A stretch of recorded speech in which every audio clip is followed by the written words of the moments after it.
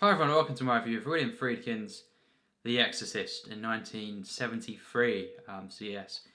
Here is the Blu-ray, and this is the director's cut. It's got the extended director's cut and the original version on this, but I will be talking about the director's cut. But yes, this film, of course, as well is going to be a spoilers review as usual. Welcome to a review of this film, and very very iconic once again. Of course. I reviewed Jaws as well. That was my last review. Two over this weekend, two big horror films, of course, and both I will say it now among my top 10. This film is something else, and I saw this probably at the age, quite a young age actually, it deeply disturbed me. And William Friedkin is a director who I've not really seen anything else from apart from The French Connection, which I didn't love on first view, and I liked it, but I'm definitely going to revisit that this year hopefully. And I do look forward to watching that again. But Sorcerer as well, I've really wanted to see that for many years. And The Exorcist really is his most famous film, his most popular film overall, but of course, we must say it's one of the most controversial films. It was banned in certain places. Of course, here in the UK, everything gets banned more cases than most other countries, really. It did get banned here for quite a few years, and it's a very disturbing nature as well on set and stuff, and some of the cases around this film and everything, and very controversial, of course, because of the religious aspects of the film, which you can understand. Certainly, it's a very daring film, very kind of controversial for a reason. And yes, I've seen this quite a few times, maybe around 10 times. I've seen this film, and yes, a rewatch of course this weekend, and yes, just a stunning film. Of course, we open up this film in Iraq, and you have Max von Sydow, of course, and he is, he's playing one of the pivotal characters in the film, one of the fathers in the film. It comes into it later on, as we know, to exercise Reagan, and it's a character who is built up so well, and it's great. He's in the opening scene. I love these scenes. Not everyone will take to them or be straight away immersed in the picture, but I am in awe of this film in general. I just think this is one of the, I know it's been called the scariest film of all time, and it's certainly close for me, just in terms of some people say scary for jump scares, and there is some jump scares in the film, and the director's cut actually has added in a couple of some of the demon faces, which I can still kind of just, they're so etched into the memory. These faces. Of course, you've got the big famous one, kind of when Father Karras is having this, played by Jason Miller, of course, for me the best character in the film. He's having this dream, a very disturbing one, and of course you've got this split second, that face, of course, the demon face, which is very famous, but actually on the director's cut, I believe there's been more added in there, and I think it actually makes for a more, a better experience. I think just the way it really disturbs, and I think it's timed so well. The bits they add in, the way it merges with Reagan actually as well, is very effective there. And I think yes, just in general, in what times of what I think, what is scary. I don't think jumpy necessarily. I think scary is disturbing, something that you certainly after a film as well, you're constantly kind of, it's going on in your mind. You're kind of, it's haunting you, kind of thing. Scary is a fear of something. It's not just a jump necessarily, and it's something that I think in terms of just disturbing, and something that's actually very something you can imagine in some ways at least happening as well. And it's something that really plays into the psychology of it all. And in terms of that, in terms of what I think scary is, I think this is one of the scariest films of all time. And like Jaws, when I reviewed that as well recently, I think in general just one of the best films that happens to be a horror film.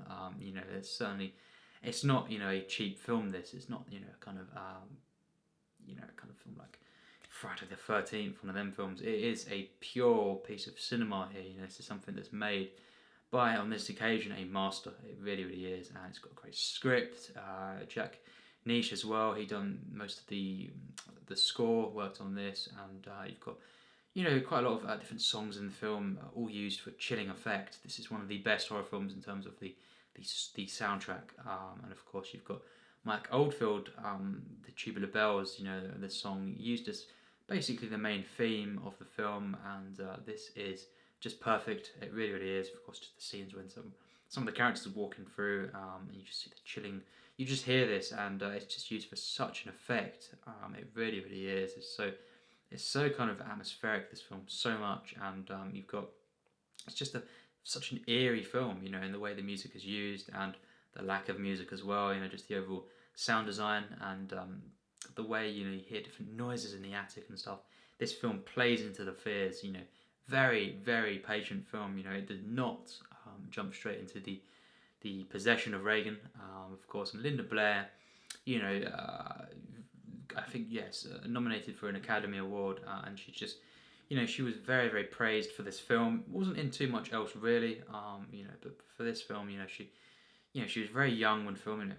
Very, very, it must have been disturbing, but what translates to the screen is just such a great, great performance. And Ellen Burstyn as well, who plays the mother. She is absolutely brilliant. Chris in the film, and it just portrays wonderfully as well. Which we'll get to in a few minutes. Kind of family units, the breakdown of this, and actually the way that in many ways the demon, or whatever you want to refer to it as, kind of the devil, evil, takes possession, kind of focuses, it's kind of, it's on its prey of kind of a family, it's kind of a dispersed family and stuff, and it kind of uses this kind of, you could say, weakness, exploits this, and the way it kind of just takes possession of this innocent child. That's the thing that makes, one of the things that makes it so effective, this film, and so emotional and sad, and kind of even more frightening, I think, as well. And the way that the first act takes its time to really, really build up this suspense and the mystery and the horror, and it lets you know these characters, Chris in particular, and Father Karras. He is just a great character, such a great, great character. I think he's one of the best in cinema. He really is. He's the standout for me. He's just such a, he may not be the main character, but he really is the best for me. I just think he's so, you used to root for him so much, but he's just such a layered character. I think the relationship with his mother as well, and I think just the overall arc from him, it's just the best for me. And what a film! This is such a masterpiece of cinema, and yes, just this is, as I say, one of the scariest films. And yes, just this opening scene with Father Merrin. This is how you set up a film. As I say, not everyone will take to this opening. I think because it is very, very extremely, extremely subtle. It's not related too much. Many people think to the rest of the film, and it is. It's not getting into what everyone thinks of what The Exorcist is, but I think this is just one of the best openings to a horror film. Opening sequences is around quite 10-15 minutes or so, really of this character, and it just builds the suspense, the chills. This really does. It's such a disturbing film. I was in complete awe of this opening, and I think it's just a perfect opening. It really gets in the mind. It makes you uneasy, at least it did with me, and I'm really, really disturbed by this opening, and it's very, very it's very suggestive, and you've got the artifacts that are dug up, of course, in Iraq, and it was actually shot there as well, real location, and it just adds to the very I think that the way it's kind of a historical, involving archaeology and stuff in the opening actually makes it more believable. These actual, the artifacts and everything, and then you've got the statue, which just the way it's portrayed is so haunting, and the bits that show up in the rest of the film as well. It all comes together, and it makes it more. You look back to this opening, and it just makes it very, very believable, I think. And this film, of course, there is kind of an ambiguity to this film, and what possessed Reagan and why. And certainly, I don't think it's been truly confirmed. Everything in the film, but really, people interpret it differently. But whether or not this is just a demon, or because I think it's Pazuzu is it's the name of the demon apparently in the film, but suggestions that perhaps there is actually just a face of Satan at least, or the devil, whatever kind of thing, and whether or not it is actually the purpose is to really target Reagan because of her herself, that's the question, or whether it's not, whether it's to kind of actually hurt those around her, like Father Karras and different people there, because it's very, very, there's a Ouija board in the film, and many people point to this, whether or not, kind of, it's because she used this, but it's not, I don't think it is necessarily, but, it's quite mysterious in that sense, and I think that's great, I think it's great that it doesn't explain everything, in the motives and everything, it just, it makes it more disturbing, I feel, within the film at least, I'm not going to talk about other sources and everything, but it really is such a disturbing film, and of course once she is possessed, I think gradually she becomes more and more just distant and very, very strange, and just I think it's so perfectly built up. I think the relationship between the mother and the daughter, Chris and Reagan, is so felt, really, really is. I think Ellen Burstyn gave such a great performance. This is very disturbing. It's like it's actually happening, and just the trauma of it all really just gets in your mind. It did for me anyway, and just really gets to you, and very relatable as well. So you can kind of, it's such a film that you can actually really get in the mindset of if this was actually happening, and it's just an innocent child who's possessed, and I think really disturbing ending as well. We'll get to that maybe towards the end of the review, but I think just I love how the innocence is portrayed of childhood, and because it makes it more and more disturbing when she is possessed. Her of all people, it's innocent, pure child, and then it's really horrible, of course. Later on in the film when she's vomiting kind of thing, and it's a quite a gross film at times. I guess many people are very disturbed by this film. I am certainly. Many people find it a brutal experience, and some people just don't take to it. I think it's a controversial film, but it is overall kind of thing one of the most loved horror films, and certainly for me among the best, top 10 definitely. It's very rare for a horror film to be this good. It's because it's got such a great script, it really, really is, and the direction is just absolutely flawless in my opinion. Friedkin just knocked it out of the park here. He really, really did. It's such a beauty to the film. I am shocked by the scenes as well. With the sun, the image of the sun. In Iraq. And then you've got so many just genius moments of direction. Something else. It's subtle at times, but there's real moments where you can really, really just admire the direction, the way it's shot, the editing is a stroke of genius. It really, really is. Even just the scenes at the beginning, when juxtapositions, of just very creepy, uneasy, just imagery. Really, really is pure cinema. This, and it's just such a haunting film, and as well, I do think it's quite a funny film. Very, very funny, this film at times. With Reagan, maybe in the last third of the film, but it's got the combination of disturbing, kind of real disturbing nature. I mean, there's no getting away from this. It's one of the scariest films. I am really shocked once again from this experience. It's the kind of film that makes you kind of maybe turn on the lights a bit more often than you would after you've just seen it.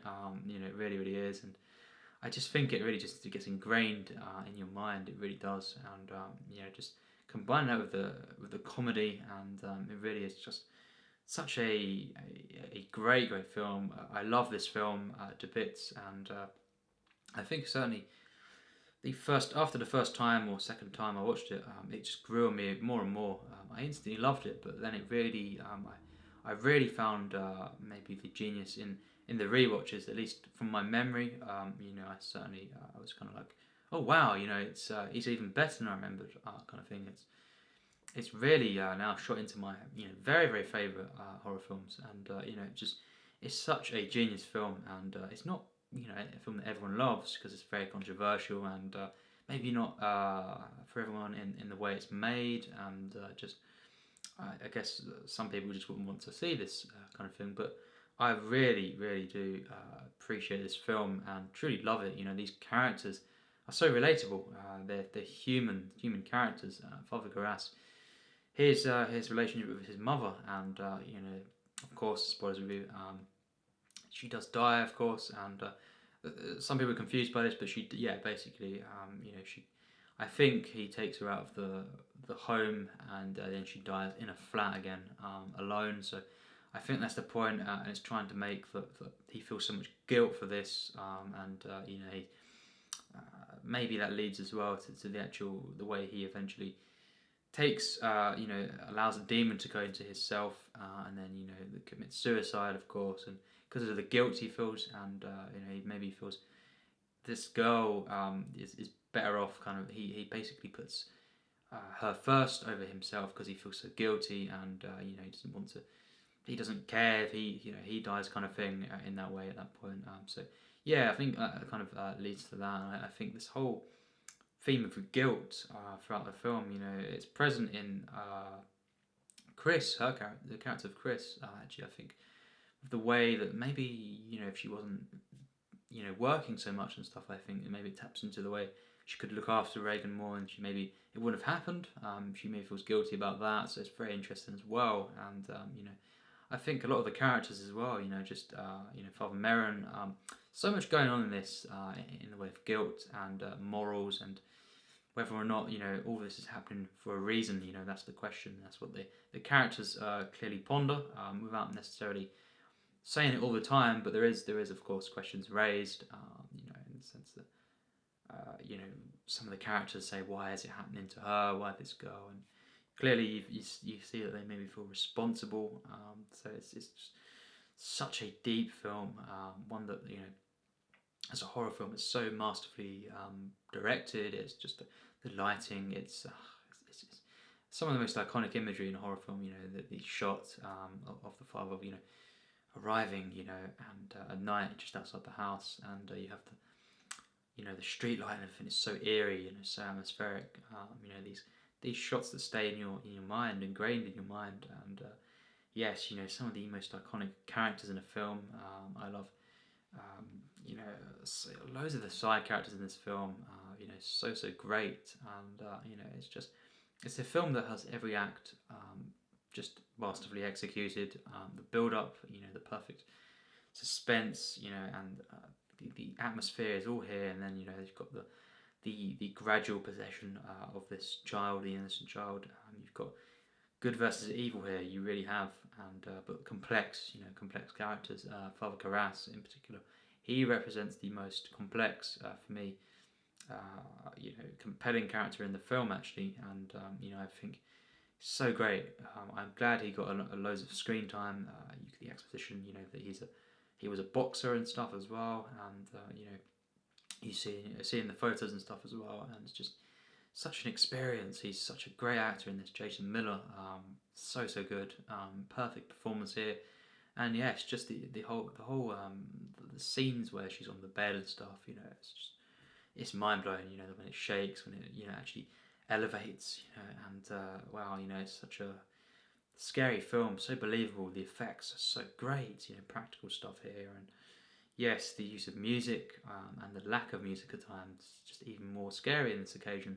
It's just every choice I feel in this film, when making this film, just eventually in the end, and the way it translates to the screen, it's just flawless for me. It really, really is. It's one of the rare horrors that, well, yes, spoilers for the end result review, but one of the rare horrors that does get, into my plus tiers. Because I haven't reviewed too much that really get into my plus tiers so far on the channel, despite reviewing a lot of horror films.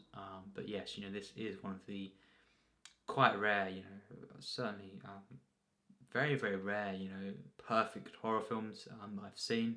It just is a masterpiece in every sense. The cinematography, the editing, very subtle and understated at times, but so effective. And you've got the big kind of explosive scenes with the vomiting and really, really disgusting stuff. And it's just a perfect mix of this gore and everything as well, and then just these effects, kind of all out kind of explosive stuff with the subtleties, the nuance of the characters, and the use of music. All of this, the filmmaking, it's just a perfect mesh, and it never loses sight of the humanity and how this possession in this situation is making the characters question themselves. So it's kind of just it is about humanity. It's about morals. It really is. Guilt and kind of people looking for reasons for things happening. It really, really is. And while of course exploring does this sort of kind of thing exist? It feels very, very real, this film, and there's different opinions on this kind of thing, and possessions and stuff, and whether or not it happens.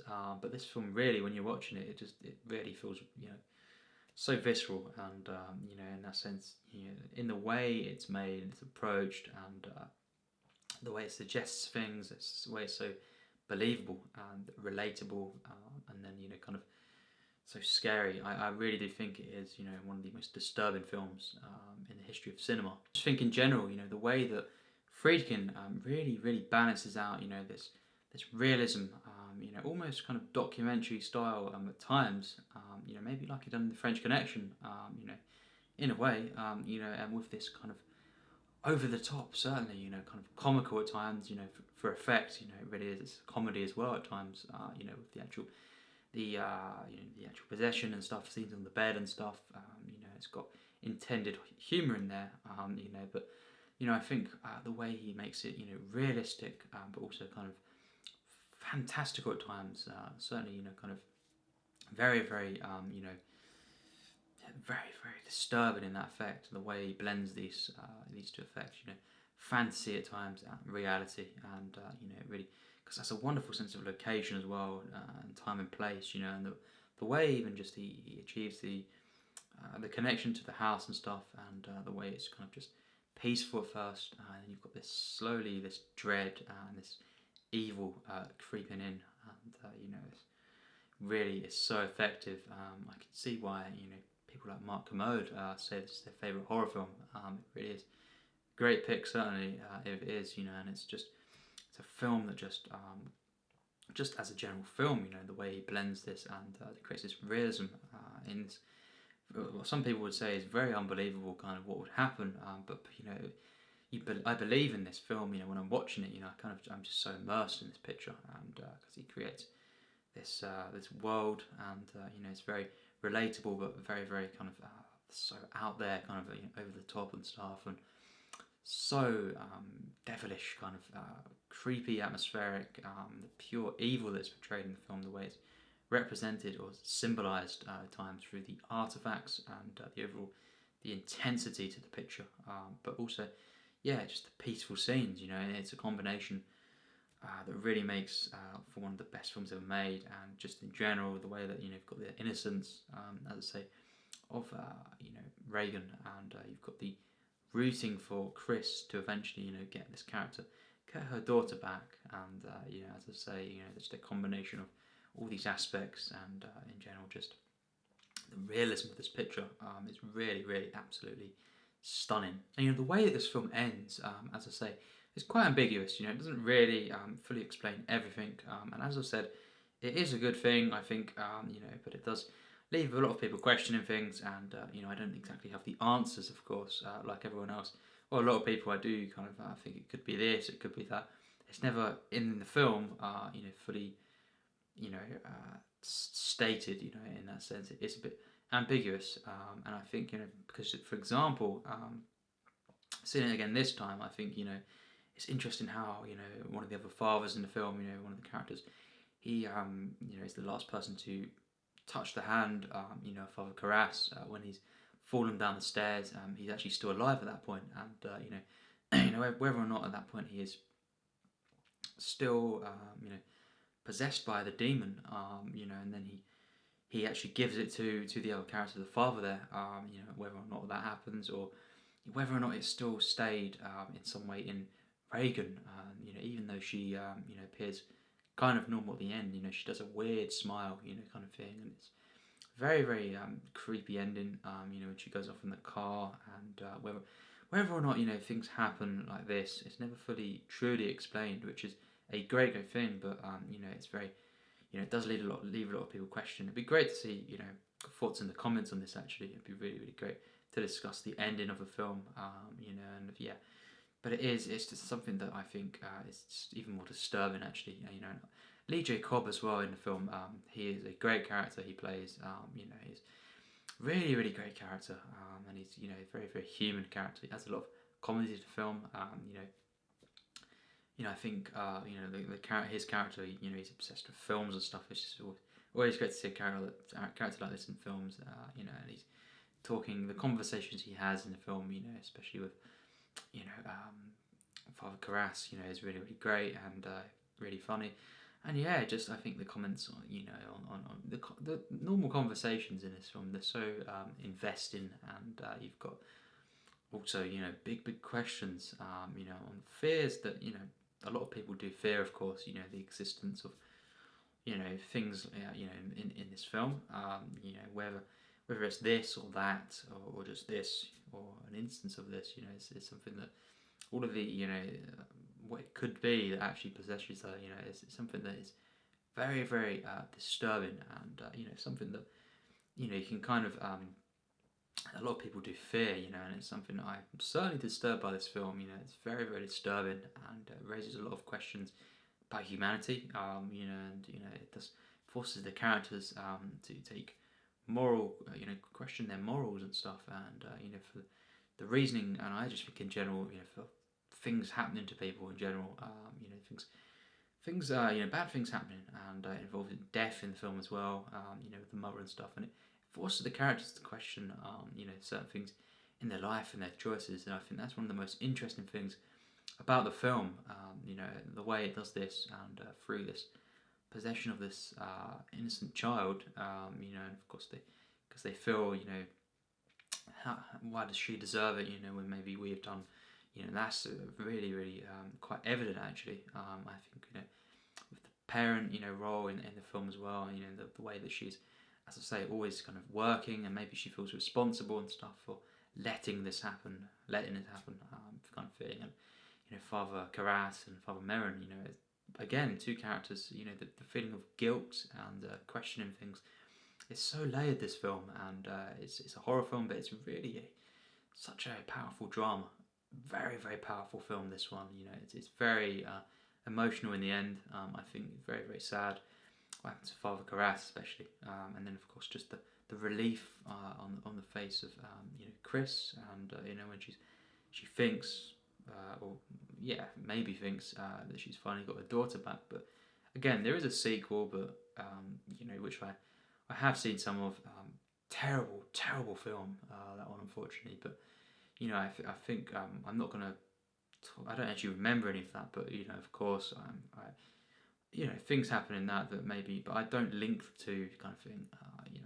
I don't link them, but I'm basically saying within this film, I think that definitely the ending is open for debate, and really just interesting to pick it apart and see, where this entity, of whatever kind went, and just why it happened. It's very, very interesting. But yes, overall, this is one of my favourite films of all time. Not just horrors. It really is a firm favourite. My top 250 films, and actually, it's a very, very rare rating for a horror film. And so did Jaws. I think Jaws is better than this film. I do like it more, but like Jaws, I'd have to give it 100% plus tier 2. This film is absolutely stunning. It really, really is. It's such a scary film, of course, disturbing, atmospheric. A beautiful film as well. It really is. The way it's shot, the way what it says about humanity, the warmth to the film, such a heart. I really, definitely, really just I find the heart of Friedkin as well coming through here. It really is such a warm film with all the characters and relationships and yeah, just the way it's presented. I think the party scenes early on as well. All this kind of stuff. The parent role, the mother-daughter relationship, wonderful stuff, and maybe the loneliness as well, the mother, and how that heightens the relationship between her and her daughter, and as well, it makes it more interesting with other characters as well, in the film that come into her life and stuff, and Burke as well, with his death, that's really kind of sad, and I think there's just really interesting characters, so compelling these characters. These are masterfully written characters, masterfully performed by these wonderful actors. Really are. Jason Miller, legendary in this film. Max von Sydow, as always, absolutely legendary. He's probably among the greatest actors of all time. And then you've got Ellen Burstyn and Linda Blair. Just absolutely stunning. Lee J. Cobb. What a cast! What a cast! In this film, and yes, just one of the greatest films ever made. I think, it's very rarely topped, this film, in the horror genre, and I think it succeeds in every sense. It really is one of the greatest horror films of all time. A top 10 for me, certainly, and I think the way it builds up, it's perfect, and you've got these, as I say, the scenes that not many people, or some people wouldn't, necessarily be straight away into this film, but I certainly am. I really respond to the way it's, just the pure cinematics here, and the way it's very, very subtly and certainly, no doubt, no denying, patiently built up. It really, really is. It takes its time, this film, to immerse you in the psychology of this and the disturbing nature. Just suggestive language here, cinematic language. Really, really wonderful stuff. Certainly that opening has a purpose. As well for building the character, maybe of Father Merrin, played by Max von Sydow, and the way as well that it's his last, he comes out of, his own kind of thing, and comes to perform this exorcism, and unfortunately, at least as we think in the film, he does die, and it's just, really, really sad. It's a tragedy to this film, and what this entity causes, and as well the way the characters question, why it's happening, what specifically this is, and the way it plays into our fears, of evil, pure evil. It really is a genius film. This is one of the best films ever made, in my opinion, and a tier 2, definitely. Maybe not high in that bracket. It's definitely one that is maybe quite close to the tier 3, but I do think in terms of my investment to the film, just how much I have to say, just how much to really tell myself how much I care about these characters. It's definitely a tier 2, and the overall mastery, the visuals, the music in the film, the use of music, and just the overall feeling of the film, the spiritual nature, and the heart of the film, certainly into my top 250 films, and yes, an absolute masterpiece of filmmaking here. If you don't necessarily love the horror genre, maybe, or you love certain horrors, but you don't, you prefer just in general dramas. Well, I will say this is, a drama more than anything, really. In many, many ways, it's got great characters, and just in terms of if you don't really watch too much horrors, and you're more kind of, I guess I am sometimes more kind of I want more from a horror film. I don't just want, a cheap jump scare horrors, sort of film. I think I would recommend this if you've not seen it. I think, you may be surprised at how great this film is. It's acclaimed for a reason, and, because it's certainly not just a typical horror film. It really is, like a lot of these ones, Texas Chainsaw as well came out around this time, and these are some of the very best horrors. It's a shame about a lot of horrors today, but there is, still great ones out there, but I think, the best ones are really ones with great characters, or ones that really delve into the psychology, get you really, really immersed, and are not cheap. Friedkin certainly made a masterpiece here, and yes, I will look forward to watching the French Connection again, certainly so. But yes, this one blows me away every time, more and more that I see this, and certainly recommend it. This is a stunning film, and yes, one that is so deep and so mysterious. But yes, what can I say? It's The Exorcist. I can certainly see how it's controversial, and it was banned and everything. It's a risky film. This, but certainly one of the best films ever made, in my opinion. So yes, had a pretty good weekend. With Jaws and this, and I can't say in this review when they'll be uploaded, but this week. So it was the weekend. A few days ago, roughly. I can't say when it's going to be uploaded, but of course, I watched Jaws and I watched this in the same weekend. So pretty good stuff here, of course. Two masterful horrors, both in my top 10, and this one is stunning. Yes. So thanks for watching, of course, and yes, leave your thoughts in the comments, of course, especially about the ending of the film. It's really, really interesting, and the overall themes of family and stuff going on here. It's really, really complex film, and not just for the actual the horror nature of it, of course, and the classic scenes on the bed and everything, and the controversy, but the real complexity of this narrative. What a masterpiece of cinema here. So yes, as always, thanks for watching my review.